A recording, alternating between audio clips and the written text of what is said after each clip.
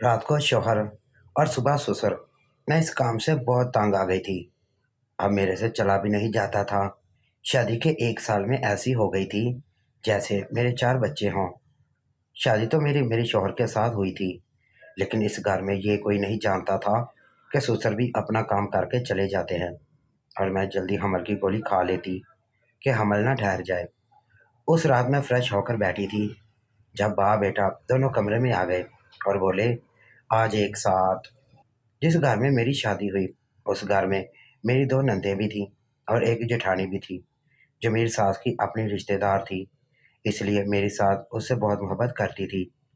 मेरी बड़ी नंद 18 साल की थी और छोटी नंद 13 साल की थी। मेरी शादी हो गई और मैं अपने घर में आ गई। मेरे शौहर को पूरा दिन काम में मसरूफ रहने की आदत थी। वो ज़्यादातर घर पे नहीं होता था। शुरू में 1 हफ्ते तक मेरी बहुत इज्जत हुई। उसके बाद मेरी सास ने कह दिया, घर में काम करना होगा क्योंकि हम सब लोग मिलकर ही काम करते हैं। तुम्हारे घर की तरह यहाँ पर नौकर नहीं है। मैंने कहा, ठीक है, मैं अपने हिस्से का काम कर लिया करूँगी। मेरी जेठानी और मेरे साथ हमेशा आपस में कोई ना कोई बात करती रहती।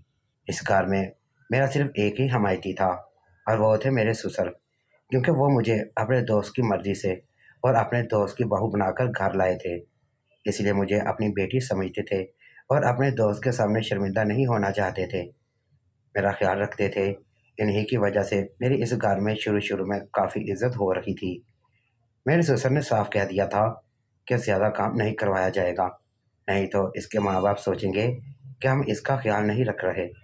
इसलिए मुझसे बस 2-3 काम ही करवाए जाते थे। मेरे ससुर जब घर पे आते तो मुझे काम करते हुए देखकर कहते कि बेटा, चलो जाओ अपने कमरे में, यहाँ क्या कर रही हो? जाके आराम करो। मेरी सास का कहना था कि हम उसे आराम करने के लिए नहीं लाए और ये पहली बहू है जो इस घर में आई थी, मेरे ख़ानदान से आई है। मेरी सास का कहना था कि हम इसे आराम करने के लिए नहीं लाए और ये पहली बहू नहीं इस घर में मेरे ख़ानदान से आई। ये भी तो सारे घर के काम करती थी और शादी के तीसरे दिन उसने काम करना शुरू कर दिए थे। मेरे ससुर ने कहा, मैंने तो तब भी तुम्हें मना किया था, किसी की बेटी है, हमारी भी 2 बेटियां हैं, लेकिन तुमने ही बात नहीं मानी थी। लेकिन अब माह के साथ ऐसा नहीं होगा। ये पढ़ी लिखी लड़की है। मेरी सास ने कहा, आप भी तो गलत कर रहे हैं।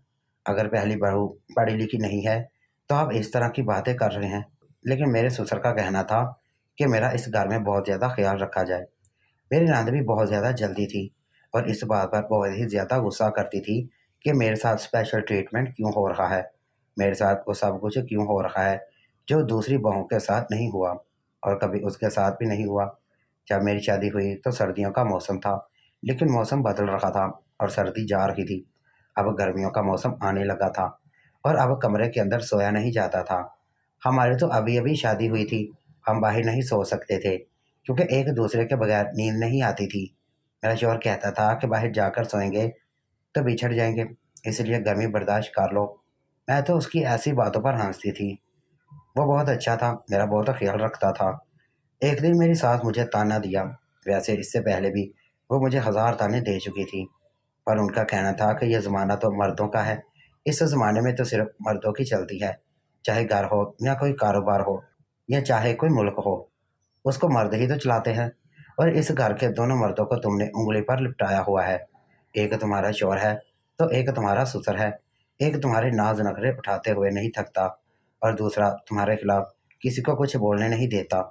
लगता है अपनी खूबसूरती से सबको दीवाना बना रखा है। मैं हैरान रह गई, मेरे साथ किस किस्म की बातें कर रही है।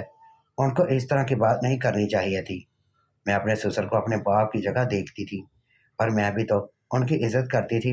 मैंने भी उनके साथ कभी कोई बदतमीज़ी नहीं की थी। मेरे ससुर वैसे तो पेंशन पर थे, लेकिन उनकी नौकरी बहुत अच्छी थी, इसलिए उनको पेंशन भी बहुत ज़्यादा मिलती थी। जब उनके पैसे आते, तो वो सबको उनका हिस्सा दिया करते थे। उन्होंने मेरी जेठानी को 1000 रुपया दिया। उसने चुप करके पकड़ लिया शायद। वो हर महीने उसको 1000 रुपया ही दिया करते थे। मेरी बड़ी नंद को 2000 रुपये दिए और छोटी नंद को 1000। उसने शिकवा किया, लेकिन शायद बड़ी नंद ज़िद करके अपने बाप से 2000 रुपये लिया करती थी और कहती थी कि मेरे ज़्यादा खर्च हैं। फिर उन्होंने मुझे पैसे दिए। मुझे यकीन था कि जैसे बड़ी जेठानी को 1000 रुपया दिया है, तो मुझे भी 1000 रुपया ही देंगे। लेकिन उन्होंने 3000 दिए। ये देकर बाकियों की शक्ल अजीब सी हो गई और जो पैसे बच गए उन्होंने मेरी सास की तरफ बढ़ा दिए। तो मेरी सास ने कहा, ये भी अपने पास ही रख ले, अब क्या बच गया है, आपने तो नए खर्चे निकाल लिए हैं। बिना ये सोचे समझे कि अब मैं इतने पैसों में पूरा महीना कैसे चलाऊंगी। वो शायद मेरे पैसों की बात कर रही थी, क्योंकि मेरे ससुर ने पहली दफ़ा मुझे पैसे दिए थे। नादिर ने भी फ़ौरन ही कह दिया, इसको ज़्यादा पैसे क्यों दिए हैं आपने, ये तो अमीर बाप की बेटी है, ये तो कुछ भी ले सकती है। मेरी जेठानी ने कहा, तुम अरमान नहीं करो, जिसकी जितनी अहमियत होती है उसको उतना ही दिया जाता है।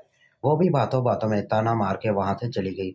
मुझे काफ़ी अजीब लगा। मैंने अपने ससुर को बाद में कहा कि ये पैसे अम्मी को दे दे, मुझे कोई मसला नहीं है, मुझे पैसों की ज़रूरत नहीं है। मेरे ससुर ने कहा, बेटा ज़रूरत की बात नहीं होती, तुम्हारे पास सब कुछ है और तुम्हारे माँ बाप भी तुम्हारे लिए कर सकते हैं, लेकिन बात असूल की होती है। तुम्हें मैंने इसलिए पैसे दिए हैं क्योंकि मुझे पता है कि तुम एक अमीर घर से आई हो और वहाँ पर तुम्हारे लिए इतने पैसों की कोई बात नहीं होती होगी।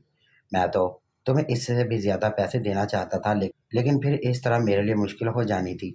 इसके अलावा भी उनका रवैया मेरे साथ बहुत अच्छा था। जब मैं खाना बनाती तो वो ज़रूर तारीफ़ करते, अगर मैं कोई बात करती तो वो मेरा साथ देते, अगर मैं कहती कि मैंने घर जाना है तो मेरे साथ फ़ौरन कहती कि बार बार जाने की क्या ज़रूरत है। तो मेरे ससुर कहते कि जाने दो, इसको बच्ची का दिल कर रहा होगा अपने घर वालों से मिलने के लिए। इंसान का हर वक्त दिल करता है।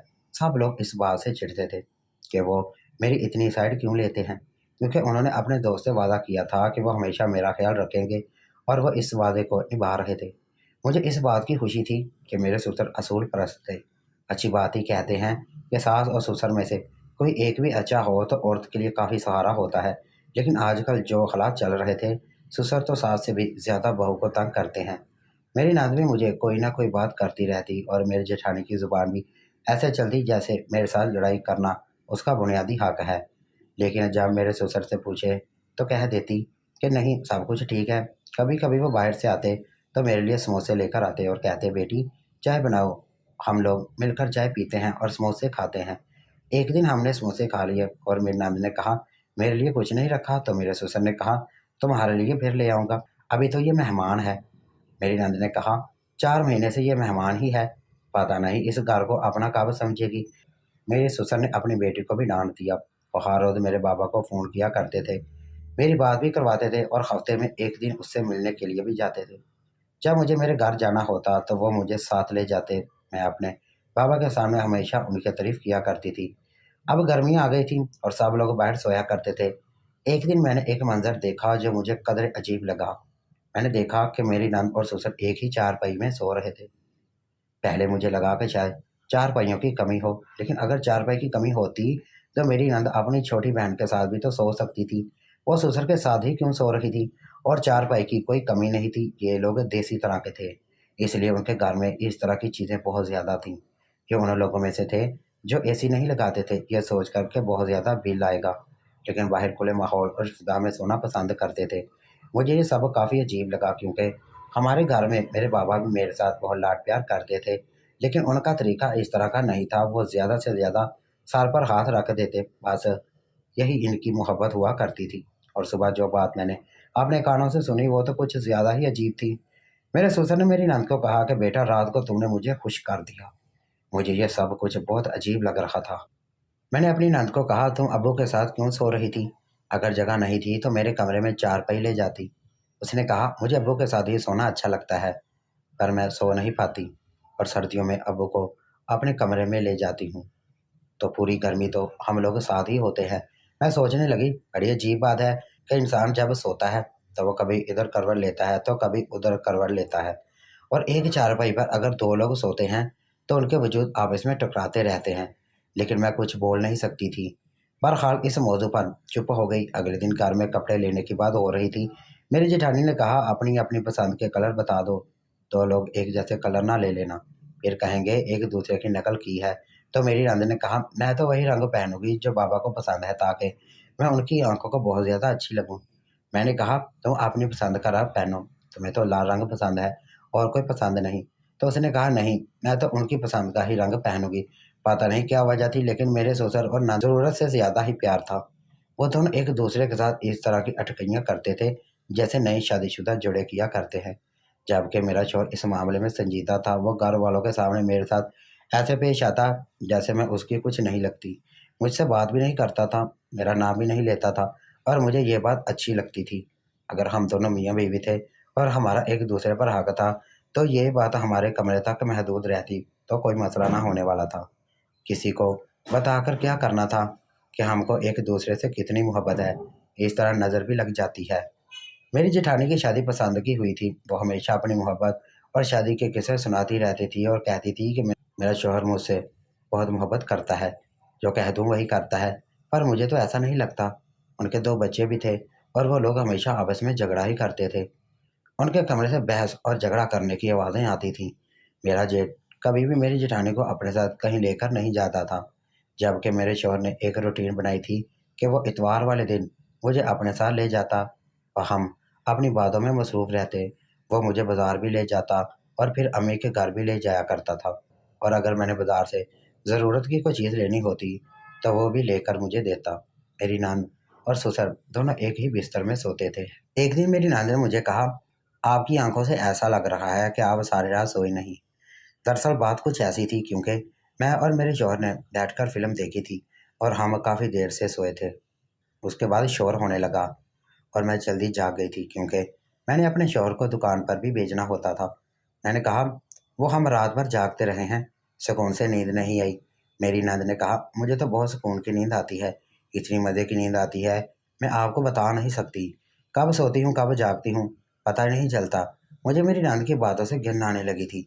एक दफ़ा मेरी सालगिरह थी और मैं खुद ही बोल चुकी थी कि मेरी सालगिरह है। मेरे माँ बाप मुझे हैरान करने के लिए अचानक से मेरे घर आ गए। यहाँ पर रात को बिस्तर जल्दी बिछा दिए जाते थे और सब लोग अपने अपने बिस्तर पर ही बैठ जाया करते थे। इसी तरह मेरी नंद और ससुर अपने बिस्तर में एक साथ बैठे फ़ोन पर कोई चीज़ देख रहे थे, जब मेरे माँ बाप अचानक से घर में आ गए। उनके हाथ में एक केक और मेरे लिए तोहफा था। उन्होंने ये मंजर देखा तो वो भी हैरान रह गए। मेरी माँ ने कहा, ये बाहर क्या हो रहा था, तुमने नोट नहीं किया, ये सब क्या है, ऐसा तो नहीं होता। मैंने कहा, मुझे पता है लेकिन मैं क्या कर सकती हूँ। उन्होंने कहा, तुम पता लगाओ। मैंने कहा कि क्या पता लगा के मुझे क्या मिल जाएगा। दरअसल मैं अपनी माँ को सब कुछ बताती थी, लेकिन बाबा को कोई बात नहीं बताती थी कि इस घर में मेरे साथ सबका रवैया कैसा था। मेरी माँ ने कहा, तुम्हें उनकी एक गलती का पता चल जाएगा और जब तुम्हारे हाथ में उनकी कमज़ोरी आ जाएगी, तो फिर ये तुम्हारे सामने ऊँची आवाज़ में बात भी नहीं करेंगे। तुम भी ना हमेशा बच्ची ही रहना। इतना तो तुम्हें पता होना चाहिए कि जब जॉइंट फैमिली में रहते हैं, तो इस तरह की बातों पर नज़र रखते हैं। अम्मी की बात तो बिल्कुल ठीक थी। ये लोग हमेशा मुझे कुछ ना कुछ कहते रहते थे। अगर मेरे हाथ में उनकी कमज़ोरी आ रही थी, तो मुझे पीछे नहीं हटना चाहिए था। मेरी माँ ने कहा, इस मामले की तह तक पहुँच जाओ, फिर मुझे बताना कि बात क्या है। मैंने अपनी नान से बात की। मैंने कहा, ऐसा क्यों करती हो तुम, अपने बाप के साथ क्यों सोती हो, तुम जवान हो, तुम्हें पता नहीं क्या इस तरह नहीं होता, रिश्तों की कोई हद होती है। उसने कहा कि मेरे और बाबा के रिश्ते में कोई हदूद नहीं। इस बात पर तो मेरा मुंह खुले का खुला रह गया और उसने कहा, जिस दिन तुमको पता चल जाएगा ना कि मैं उनके बिस्तर में क्यों सोती हूँ, उस दिन तुम भी हैरान रह जाओगी। इस बात पर वो हँसती हुई वहाँ से चली गई और मैं तो वाक़ई हैरान थी। उसकी इस हरकत पर, उसकी ऐसी बातों पर मुझे समझ ना आ रही थी कि मैं क्या करूँ। वो मुझे कभी भी अपनी ज़ुबान से कुछ बताने वाली नहीं थी, लेकिन मुझे कुछ जानना ज़रूर था। मैं एक अजीब-सी कशमकश में फँस गई थी, जिसको सुलझाने के लिए मैं कुछ भी कर सकती थी। मैंने सोच लिया कि मुझे क्या करना है, क्योंकि मेरे पास जानने का एक ही तरीका था। एक दिन घर में लाइट गई हुई थी और पता चला कि पूरे शहर की लाइट बंद है, पूरी रात नहीं आएगी। मैंने अपने शौहर से कहा, आज हम भी बाहर सो जाते हैं, और उसका कहना था कि उसने बाहर नहीं सोना। अजीब सी कशमकश में फंस गई थी। वह जल्दी आ गया और अपने कमरे में जाकर सो गया। मैं थोड़ी देर के बाद उठी और जाकर अपनी नंद की जगह पर लेट गई। मेरी नंद शायद उठ के कहीं गई हुई थी या शायद बाथरूम में गई थी। मैं उसके बिस्तर पर अपने ससुर के साथ लेटी हुई थी। मेरे ससुर जाग रहे थे, लेकिन कुछ बोल नहीं रहे थे। अचानक उन्होंने मेरे सर पर हाथ रखा और शायद महसूस कर लिया कि मैं उनकी बेटी नहीं हूँ। अचानक अपने बिस्तर से निकल गए और साथ ही लाइट आ गई। जाके मैंने सुना था कि लाइट तो सुबह ही आएगी, लेकिन शायद मेरी किस्मत ख़राब थी। मेरे ससुर ने कहा, यहाँ पर क्या कर रही हो, क्योंकि उनको ये बात अच्छी नहीं लगी थी। मैं शर्मिंदा हो गई और परेशान भी। मेरा शौहर भी आ गया और उसने कहा, तुम यहाँ क्या कर रही हो। सब लोग मुझे हैरान होकर देखने लगे। मैंने कहा, वो उनको क्या बताती कि अचानक से अपने ससुर के बिस्तर पर आकर क्यों लेट गई। मैंने झूठ बोला कि मैंने नींद में चढ़ रही थी। पर मेरे शौहर ने कहा कि इससे पहले तुम्हें नींद में चलने की बीमारी नहीं थी। मेरी नंद ने सबके सामने आकर ये कह दिया, ये बार बार मुझसे सवाल करती है कि तुम अपने अब्बू के साथ क्यों सोती हो। लगता है ये इसलिए सोने के लिए आई है ताकि इसको पता चले कि हमारे बीच कोई गलत रिश्ता तो नहीं। मेरी नंद ने तो मुंह फाड़ कर बात कर दी। मेरे ससुर ने सर झुका लिया और वहां से चले गए। मेरे साथ भी कानों को हाथ लगा के रह गई। और मेरी जेठानी ने भी आग पर तेल डालने की पूरी पूरी कोशिश की और कहा कि तौबा तौबा, ये हमें इस तरह का समझती है।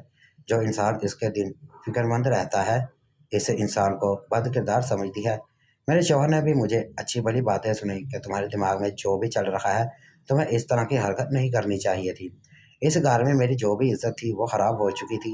मेरे ससुर मुझसे दूर दूर रहते थे और मेरी तरफ देखते भी नहीं थे। मेरी फिक्र करना तो दूर, मेरे लिए कोई चीज़ लाना तो दूर, वो तो अब मेरे सलाम का जवाब भी नहीं देते थे। शायद मुझे इस दुनिया की सबसे बेवकूफ़ औरत समझ रहे थे। एक हफ्ते के बाद मेरी नानी ने मुझे एक ऐसी बात की कि मैं हैरान रह गई। उसने कहा, दरअसल एक लड़के को पसंद करती हूँ और घर वालों को उसके बारे में बताने वाली थी कि मैं उसके साथ शादी करना चाहती हूँ।